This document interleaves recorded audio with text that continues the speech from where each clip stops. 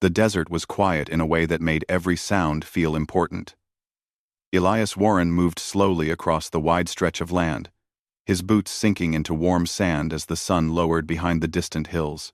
He had been riding with his unit earlier that day, but a strong windstorm had blown across the plains, covering the land in dust so thick that shapes disappeared into a brown cloud. When the wind finally calmed, Elias found himself alone, separated from everyone else, with no clear idea which direction they had taken. His horse had grown tired from the long day, and when it finally stumbled, Elias had no choice but to continue on foot. The air still carried the leftover dust from the storm, and it made his throat dry and his eyes sting. He lifted the corner of his scarf to breathe through it as he searched for any tracks or signs of his group. But the wind had erased everything. Elias kept moving because stopping felt worse. If he stayed still, the silence would stretch too far, and the empty land would feel even bigger around him. The desert at dusk had a strange way of making a person feel small. He was used to open spaces. He had grown up on a farm, then spent years traveling with the cavalry, but being alone out there brought a feeling he could not describe. It wasn't fear exactly, more like a deep awareness that the world was far bigger than any one person. As the last light softened, he noticed a faint path cutting through the brush. It could have been made by animals or travelers. He wasn't sure. He followed it because it was the only sign of direction he had. The path led him toward a cluster of low shrubs and tall rocks, enough to offer a bit of shade. Elias decided to rest there, leaning his back against a warm stone. He let out a tired breath and looked up at the sky, now painted in soft colors. He didn't notice the movement at first, a small shift of shadow near the rocks, then another. It was subtle and quiet, so smooth that he might have missed it entirely if he had not been used to watching the land for changes. Before he could fully stand or step away, a group of Apache appeared around him. Elias froze, not in fear but in surprise. They did not rush him or act with force. Instead, they approached calmly but with clear confidence, as if they had been watching him for a long time. One of the men stepped closer and looked him up and down. Elias raised his hands slowly to show he meant no harm, and the group understood the gesture well enough. They spoke among themselves in soft tones, not angry or loud, only cautious. Elias noticed one member of the group who stood slightly apart from the others, a young woman, perhaps in her early 20s. She watched him with steady eyes that revealed more curiosity than concern. Her long, dark hair was braided neatly behind her, and she carried herself with a strong sense of calm. Elias guessed she might be someone important within her group, though he knew better than to assume anything. The leader, an older man with thoughtful eyes, made a small gesture. One of the others approached Elias and guided him forward, not roughly, but firmly, indicating he should walk with them. Elias nodded. He understood he had little choice, but also sensed they were not there to harm him. They simply wanted to know who he was and why he was wandering alone in their land. He walked alongside them as they moved across the desert. The group traveled in quiet steps, each person careful and respectful of the land. They seemed to read the ground and sky effortlessly, noticing things that Elias would have overlooked. Even though he had lived in the region for years, he felt like a beginner beside them. As they walked, the young woman kept glancing in his direction, as if studying him. Her expression wasn't cold or unkind. It held a patient steadiness, the type one might use when examining a stranger whose story hasn't yet been told. Elias wondered what she was thinking, but he knew it wasn't his place to ask. After a short journey, they reached their small temporary camp. It was set up in a sheltered space between a group of tall rocks, where the wind could not reach. The camp was simple, but well organized. A few tents made from animal hide stood near a fire that had been allowed to burn low. There were tools neatly set aside, and a couple of young boys tending to items that looked like baskets or supplies for travel. The group entered the camp, and several people looked up to see the stranger they had brought. None of them reacted with shock or anger. Instead, They observed quietly, taking their time to understand what was happening. The leader said a few words, calm and steady, and the others nodded. Elias was guided to sit near a large rock. The young woman approached him now, more directly than before. She had kind but careful eyes, and when she spoke, her voice was low and firm. Though her English was limited, she made her meaning clear. She asked him where he was going, and if he was alone. Elias explained that he had been separated from his unit during the storm and had been trying to find his way back. He spoke slowly, not wanting to cause confusion. She listened without interrupting, and then translated his words for the others. They murmured among themselves but did not seem troubled. The leader approached Elias once more. He studied him with a thoughtful gaze, then nodded as if he had reached a decision. Elias sensed that he was not in danger, only being kept with them until they understood more about his situation. Night began to fall over the camp, and the desert air turned cooler. The fire was stirred back to life, offering warmth and light. Elias could feel exhaustion settling deep in his bones. The long day under the sun, the walking, the worry. And now, the unexpected change in circumstances all weighed on him at once. He tried to stay alert, but his eyelids grew heavy. The young woman noticed. She stepped forward and handed him a small cup of water. He accepted it gratefully and thanked her. She didn't smile, but something softer crossed her expression. Perhaps understanding, perhaps caution eased slightly. When it became clear that he needed rest, she directed him toward a small shelter, built from branches and woven brush. It was not locked or closed. It was simply a place for him to sit or sleep where the group could keep an eye on him. Elias entered the shelter and sat down, grateful for even a small amount of space where he could lean back and breathe. From inside, he could see the young woman sitting outside with a few others, talking quietly. The firelight flickered across her face, highlighting her calm, composed features. She looked strong and sure. Someone who understood her place in the world far better than Elias understood his in that moment. As the night grew darker, the camp grew quieter. Elias lay down on the simple blanket they had placed for him and listened to the soft sounds around him, the crackle of the fire, the murmur of voices, the distant calls of desert animals. Though he was a stranger among them, the sense of order and peace in the camp eased his nerves. He didn't know what tomorrow would bring. He didn't know if his unit was nearby or miles away. But for the moment, he was safe. Watched. Yes, but safe. And as he drifted into a weary sleep, he felt the quiet presence of the young woman standing near the shelter's entrance, keeping an eye on him with the same calm steadiness she had shown since the moment they met. It was the first time in a long while he felt that someone was watching over him without judgment or fear, just simple human caution mixed with something close to understanding. The night in the desert moved slowly, like time itself had become a soft blanket stretching across the land. Elias woke before dawn, unsure if he had slept for minutes or hours. The shelter where he rested was quiet, and the air carried a gentle coolness. Outside, he could hear low voices and the soft rhythm of calm footsteps. The Apache camp was already stirring. He sat up carefully, not wanting to startle anyone. The memory of the previous day came back to him, the dust storm, the moment he realized he was lost, and the quiet but firm way the Apache group had brought him into their camp. It all felt strange, yet nothing about their behavior had been unkind. He was a stranger in their world, but the way they moved around him made him feel more like a guest being watched than someone unwelcome.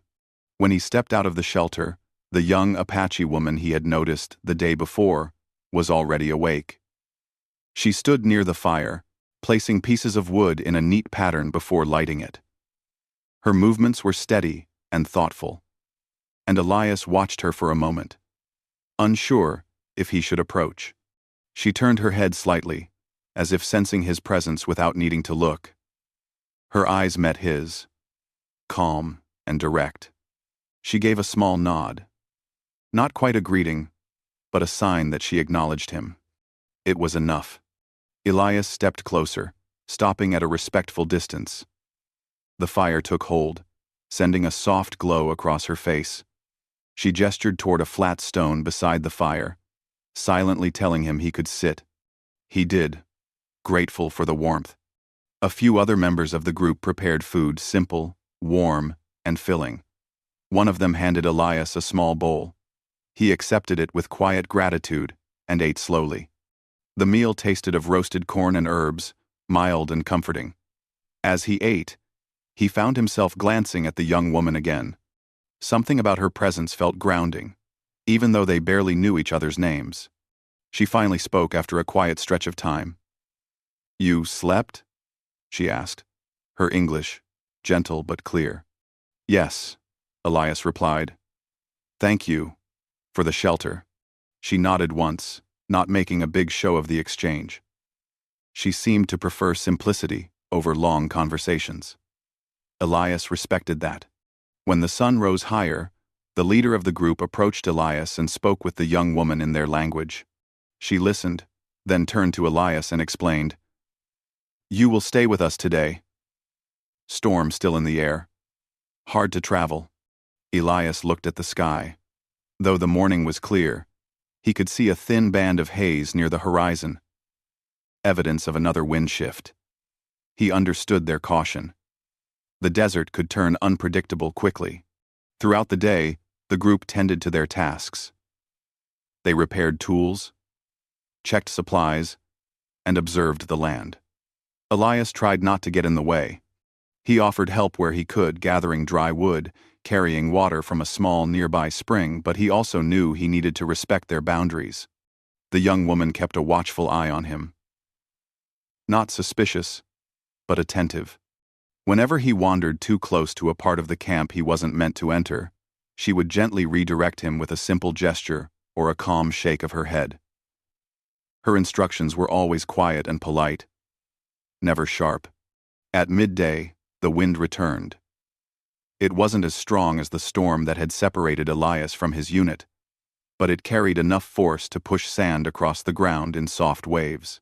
The Apache group secured their belongings, and the leader decided they would take shelter earlier in the afternoon rather than moving around. Elias found himself inside the same small brush shelter as the night before. The group seemed to trust him now, but they still wanted him in a place where they could watch him easily. The young woman entered the shelter as well, carrying a small bundle of tools she had been using. She set them aside and sat across from him. Her posture relaxed but attentive. The wind outside made a steady humming sound, like a distant whisper. The shelter was close enough that Elias could hear the group talking outside, but the space around them felt peaceful. The young woman finally spoke. "You were alone. How long?" "As my D." Elias hesitated, then answered honestly. "Since yesterday morning. I lost my group in the storm." She nodded slowly, taking in the information.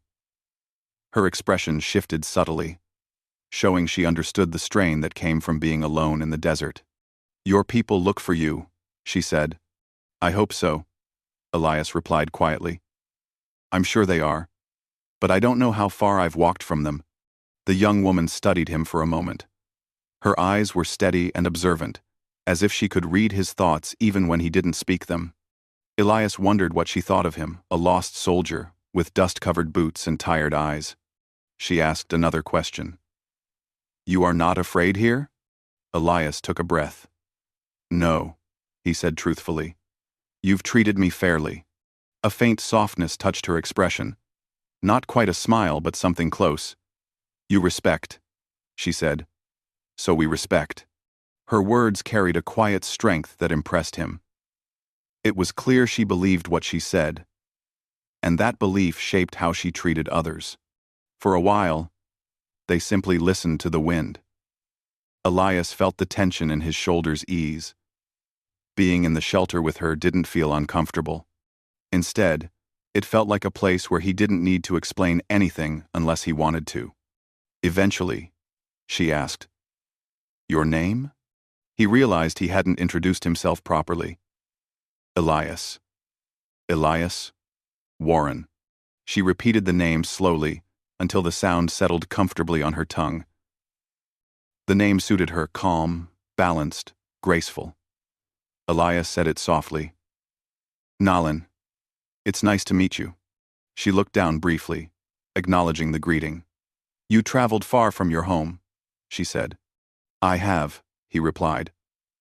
Much farther than I expected. She tilted her head slightly. Why? Elias didn't answer right away. The truth was complicated. The war he had seen, the losses he carried, the duties he still felt tied to. None of it was easy to explain, especially not in simple words. Still, he tried. Sometimes, life moves you to places you didn't choose. Nalin watched him with quiet understanding. Yes, she said. Life does this. Another long silence settled, but it was gentle, not uncomfortable.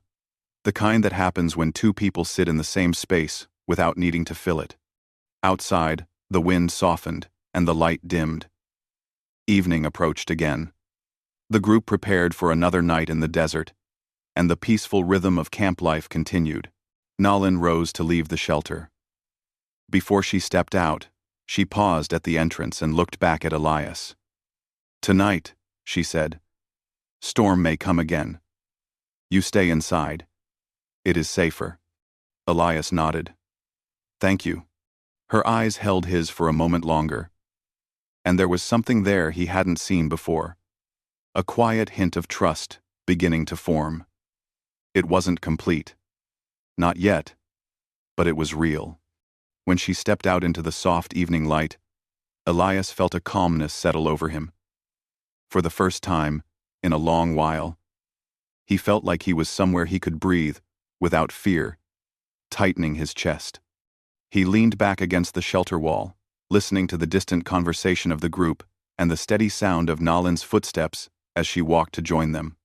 He didn't know what the next day would bring. But for now, in this quiet moment, he felt something unexpected, a sense of peace he had not felt in years. The wind softened by the time night settled fully over the desert. The small Apache camp glowed with the warm light of the fire, and Elias sat inside his shelter, listening to the steady hum of voices outside. It was peaceful in a way that surprised him. He had expected tension, fear, or uneasiness, but instead, he felt a sense of calm he hadn't known in a very long time. Maybe it was because he was no longer wandering the desert alone, or maybe it was because of Nalin's steady presence. Eventually, she returned to the shelter, carrying a small woven blanket and something wrapped in cloth. She placed the blanket near him and handed him the wrapped item. Inside were a few warm pieces of cooked corn and a handful of dried fruit. Elias accepted them with quiet appreciation. She sat down across from him, her posture relaxed but her eyes attentive. You should eat, she said simply. He nodded. Thank you, Nalin, truly. She gave a soft nod in response. The quiet between them was gentle, not sharp. She seemed to sense he wasn't just tired from travel. He was tired from something deeper, something she didn't yet understand. Outside, the group's voices faded one by one until only the soft crackle of the fire remained. The desert night grew cooler, and a faint breeze swept through the shelter's entrance. Elias shifted slightly, pulling the blanket over his shoulders. Nalin noticed, but didn't comment. Instead, she studied him quietly, as if waiting for him to speak first. After a long moment, she asked, You do not sleep easily. Her tone wasn't accusing or curious in an intrusive way. It was simply an observation, gentle, careful, and honest. Elias lowered his gaze. No, not for a long time. Why? She asked in her calm, steady voice. He didn't answer at first. Talking about the past was something he rarely did. Even when he traveled with people he had known for years, he kept his thoughts locked inside. But now, Sitting in the quiet of this small shelter, he felt the heaviness of silence pressing on him. Maybe it was time to let some of it out. He breathed slowly, choosing his words. "I haven't slept beside a woman since the war," he said quietly. Nalin listened without interrupting. Her expression remained soft and thoughtful, giving him space to continue. Elias looked down at his hands, seeing a faint tremble he hadn't known was there. "Before the war, I was married. I had a home, a small piece of land, and someone waiting for me. Her name was Anna." His voice thinned slightly. She was gentle, the kind of person who made even the hardest days feel less heavy. Nalin's eyes held a softness that made it easier for him to keep talking. "When I left for the war, I believed I'd return to her. But things changed. I came back to find she had been ill and didn't survive." His words slowed, but they never turned sharp or dark. He spoke plainly, with the quiet sadness of someone who had lived with loss long enough for it to settle deep in his bones. Nalin didn't move for a long moment. Then she said, "I am sorry." Her voice wasn't dramatic, but it carried a weight of sincerity that Elias hadn't heard from anyone in years. He lifted his gaze and met her eyes. She didn't look away. Her calmness allowed him to breathe a little easier. He continued softly. "After I lost her, I could not sleep easy. Every time I closed my eyes, I felt her absence. And after the war, I wasn't the same. Nights became hard. I would wake up suddenly, sometimes shaking, sometimes just afraid of nothing I could name." He gave a quiet, almost embarrassed laugh.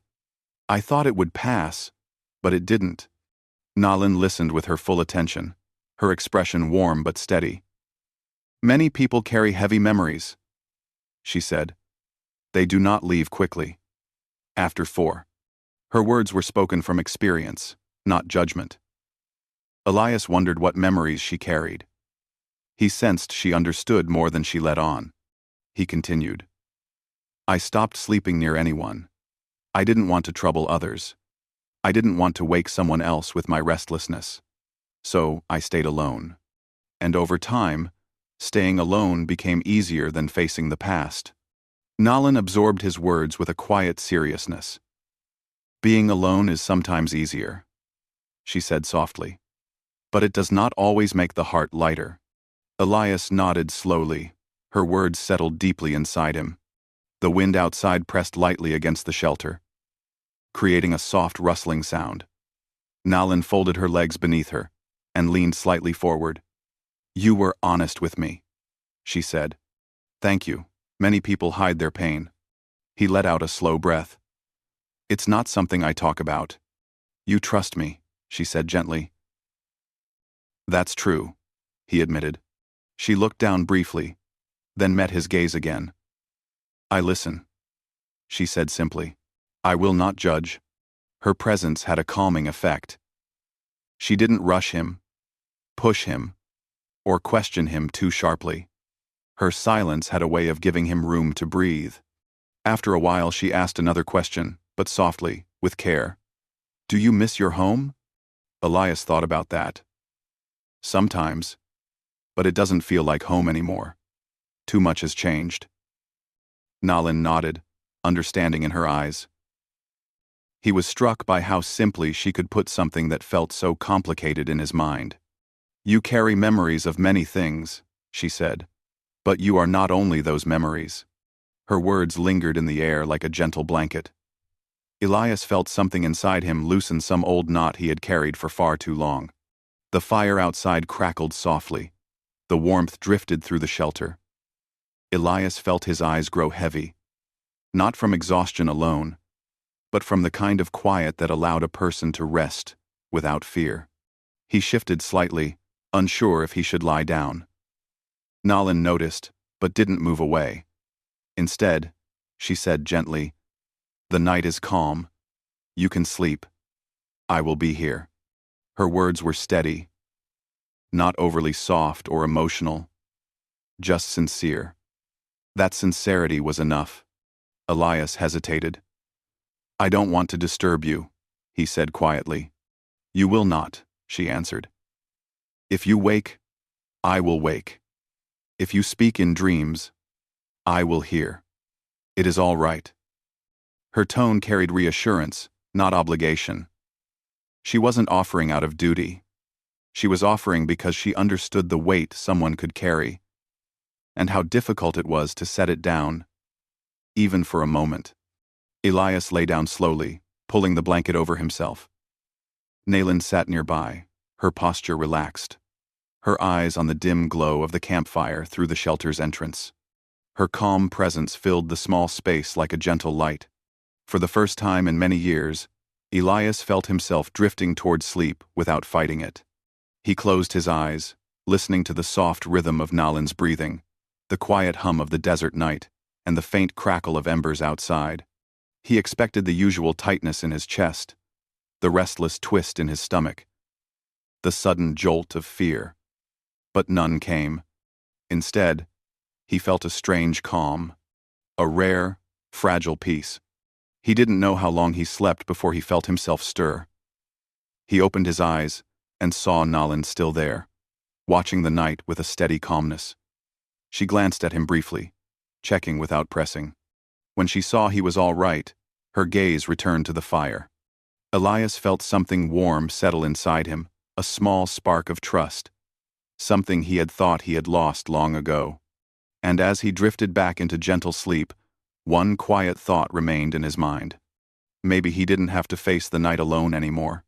When dawn touched the desert with pale light, Elias woke slowly, surprised by how rested he felt. The past nights of his life had been filled with uneasy dreams, sudden wakefulness, or long hours of staring into darkness. But this night had been different, gentler, quieter, almost peaceful. For the first time in years, he had slept without that heavy tightness pressing on his chest. Nalan was still in the shelter, sitting near the entrance with her legs folded neatly beneath her. She hadn't slept much, he could tell by the calm stillness in her eyes, the kind that came from watching the night instead of resting. Yet she didn't look tired. She carried herself with the same steady focus she always did. When she noticed Elias was awake, she nodded slightly. "You slept," she said in her soft voice. "Yes," he replied, almost surprised by the word. "I did." She did not smile dramatically. Instead, her eyes warmed with a quiet satisfaction. "Good," she said simply. "It is good for the mind." Elias sat up slowly. The blanket slipped from his shoulders, and the cool morning air brushed against his skin. He looked around the camp. The fire had burned low, thin lines of smoke drifting lazily upward. A few of the Apache were preparing the morning meal, while others checked the sky, studying the faint haze that still lingered over the horizon. The leader spoke with several of the older members of the group. Their expressions were thoughtful. Elias sensed they were deciding how long they would remain in this area. The desert wind could change at any moment, and they seemed to understand the land with a deep, natural instinct. Nalan stood. "Come," she said. "You should eat something." Elias followed her to the fire. They sat beside a flat stone where warm food had been set out. Someone handed Elias a small bowl filled with cooked beans and a piece of soft, warm bread made from ground seeds. He thanked them, and they nodded politely before returning to their work. He ate slowly, noticing how the warmth of the food and the soft morning air brought a surprising ease to his mind. He looked toward Nalan. She ate quietly beside him, her expression peaceful. She seemed unbothered by the early hour or the lingering grayness in the sky. After a while, Elias spoke softly. "Thank you for staying with me last night." Nalan lowered her bowl slightly. "You rested better," she said. "It was right to stay." He nodded, appreciating her words. "I think it was the first time in many years I slept without fear." Nalan turned her head to him. "Fear grows when it is alone in the mind," she said. "When someone sits with you, the fear becomes smaller." Her words carried the simple wisdom of someone who understood human emotions deeply. Not from books or teaching, but from experience. The group spent the later part of the morning preparing to move. Although the storm had not returned, the leader believed it was best not to stay in one place too long. The desert could change quickly, and the group seemed to live in harmony with its shifting nature. Nalin explained this gently to Elias. "We travel today. Not far. Just to a safer place." "Will I be walking with all of you?" Elias asked. "Yes," she said. "You stay close. It is easier to guide you." Elias nodded, grateful for her patience. As the group began to move, he walked beside Nalin. The desert looked softer in the morning. The sand brushed smooth by the wind during the night. The air held a coolness that would soon warm as the sun rose higher. They traveled for hours at a steady, easy pace. Sometimes Elias walked in silence, simply listening to the sound of footsteps against sand and the quiet murmur of conversation in the group. Other times, he spoke gently with Nalin, asking questions about the land. "This place. You know it so well," he said. She nodded. "It speaks if you listen. The wind, the ground, the sky. They tell us when to move." She glanced at him. "You listen too, but in a different way." Elias smiled faintly. "Maybe I'm still learning." "You will learn," she said simply. "Anyone can learn if they pay attention." Her confidence in him felt warm, like sunlight through clouds. By midday, the group reached a new area, sheltered by tall stone walls shaped by many years of wind. The stones curved in a natural pattern, creating a comfortable place to rest. Small plants grew between the rocks, and a narrow stream flowed nearby. The group set up their temporary camp there.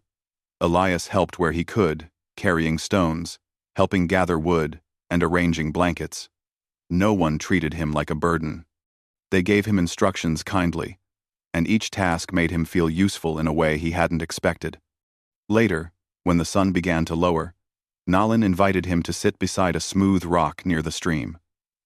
The light shimmered on the water, reflecting soft colors of gold and pink. "You seem different today," she said gently. Elias sat quietly for a moment. "I feel different," he admitted. "It's strange. I haven't felt this calm in years." She folded her hands on her lap. "Peace comes when the heart is ready for it," she said. "Sometimes it waits a long time." Her words touched something deep inside him. "I didn't know if I would ever feel peace again." Nalin looked at him with a thoughtful expression.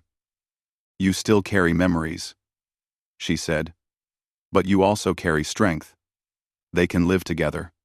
The wind brushed lightly through the small plants near the stream. Elias listened to the soft sound. Feeling the truth of her words settled gently inside him. When evening approached again, the camp prepared for night. The fire was lit, blankets were arranged, and the group ate together. Laughter drifted through the camp, quiet, not loud, but warm. Families spoke with each other. Children played with smooth stones. The simple happiness of the camp wrapped around Elias like a gentle blanket.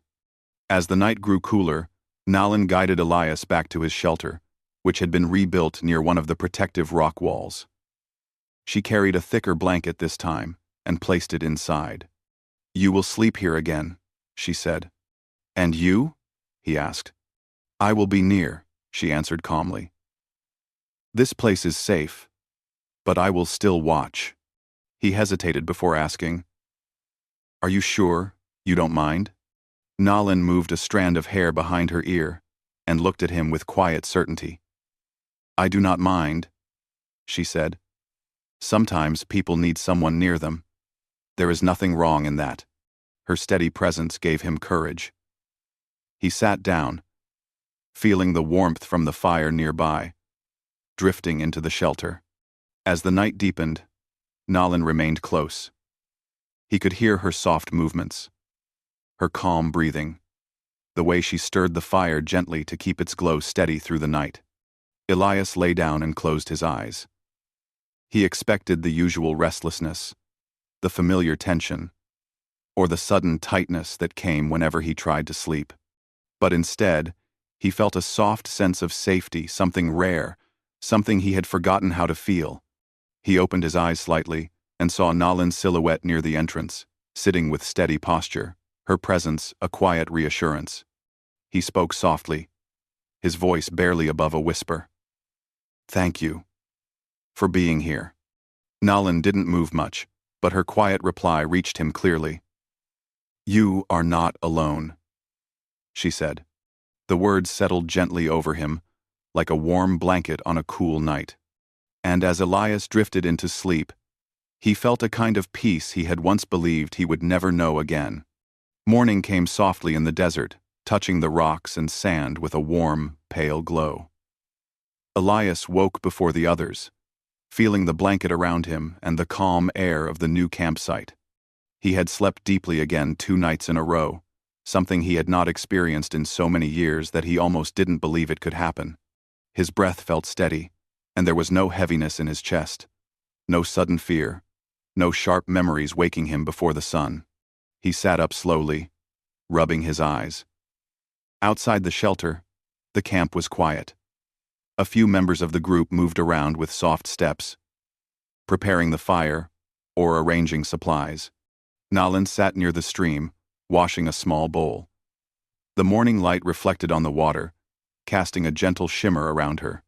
She carried herself with that same steady calm he had grown used to, the kind of presence that soothed the heart without needing many words. Elias watched her for a moment. He didn't want to disturb her, but as if sensing him, she turned her head and met his eyes. She lifted the bowl from the water and walked toward him. "You slept again," she said. "Yes," Elias answered, unable to hide the small smile that formed on his face. "Better than I have in a long time." Nalan placed the bowl aside and sat beside him. "Your body remembers how to rest," she said. "That is good. The mind follows." He appreciated the simple wisdom in her words. "I didn't think I could ever sleep peacefully again," he said. "Not after everything." Nalan looked toward the horizon for a moment before replying. "Pain can stay for many years," she said gently, "but it does not stay forever." Elias breathed deeply, taking in the cool morning air. He felt clearer, as if something heavy had finally loosened its grip on him. He wanted to thank her properly, fully, but the words seemed too small for what she had given him. Still, he tried. "You helped me more than you know," he said. "I don't think I could have rested without you." Nalan turned her eyes to him, calm and warm. "Sometimes," she said, "all someone needs is for another person to sit close and listen. You were ready. That is why you rested." Her words touched him deeply. It wasn't just the comfort she gave. It was the way she understood, without forcing anything, without pushing him to explain more than he wanted. The group's leader approached slowly. His steps were light, and he carried a thoughtful expression.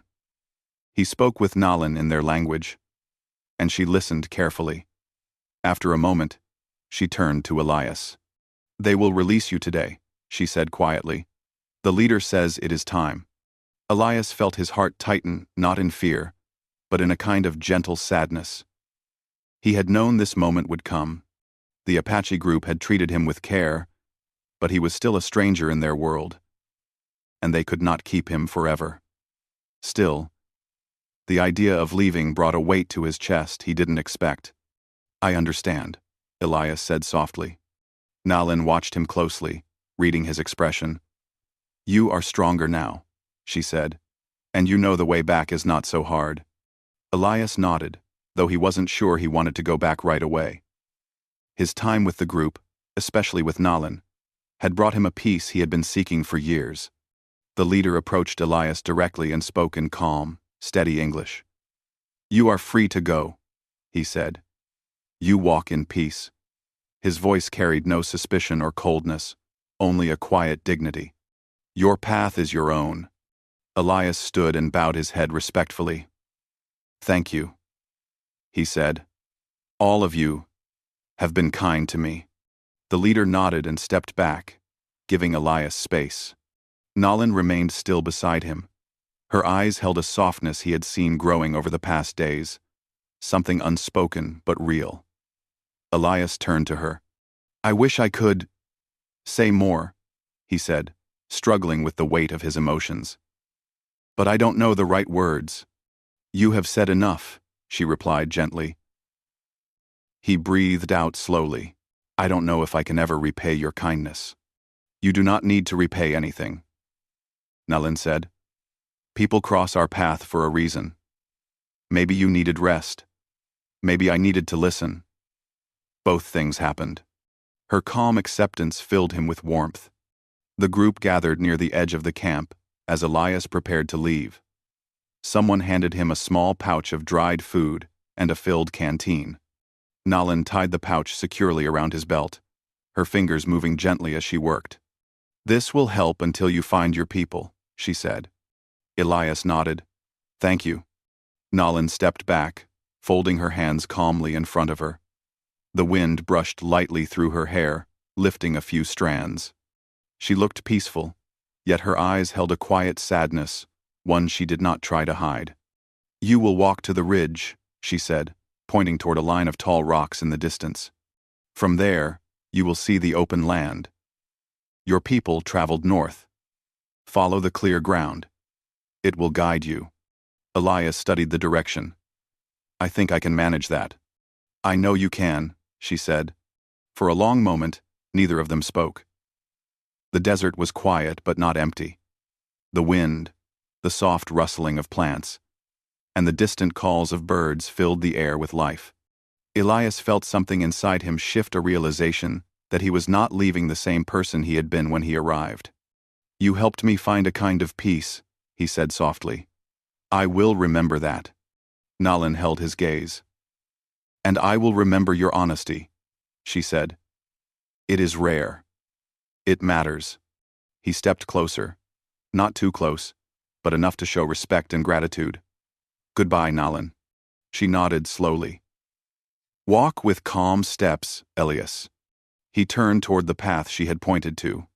Each step felt heavier than he expected, not because of fear, but because he was leaving behind something meaningful, a place where he found rest, understanding, and quiet healing.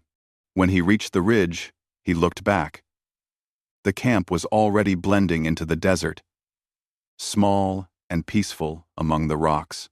He could just make out Nalin standing near the shelter, her figure steady and strong as ever. He raised a hand in a quiet farewell. She raised her hand in return. A simple gesture that carried more warmth than words could. Then Elias turned and continued walking.